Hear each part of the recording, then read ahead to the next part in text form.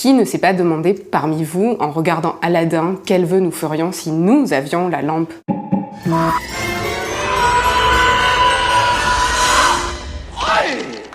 Tu exauces les souhaits. 3 pour être précis. Sans doute nos vœux seraient différents, mais ils viseraient la même chose, le bonheur. Faut-il chercher à être heureux? Qu'est-ce que tu veux plus que tout au monde? Aladdin, ayant appris que Jasmine était la fille du sultan, pense ne pas pouvoir être aimé d'elle. C'est pourquoi il demande au génie de le transformer en prince Ali.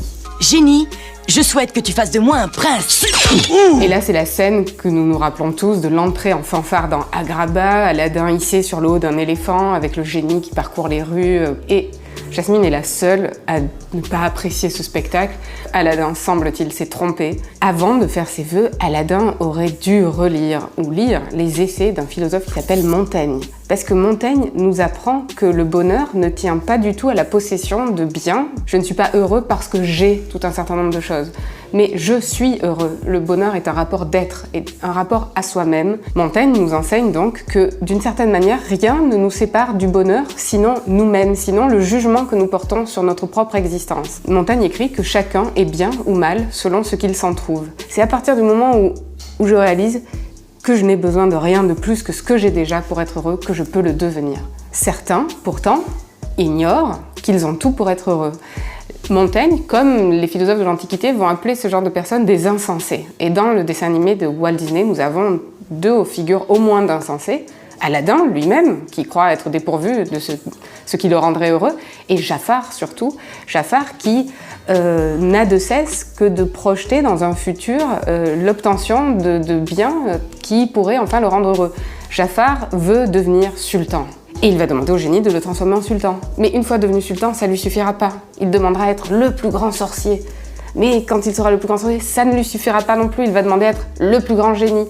Jafar incarne cette spirale infernale dans laquelle est prise l'homme qui vit en projet, qui délaisse l'instant présent pour l'obtention de désirs dont on pense de façon illusoire qu'ils vont nous combler. Et donc Jafar finit enfermé dans une lampe lui-même, ce qui est une métaphore assez belle de l'aliénation que subit l'homme qui projette dans le futur et dans l'obtention de biens extérieurs la réalisation de son propre bonheur.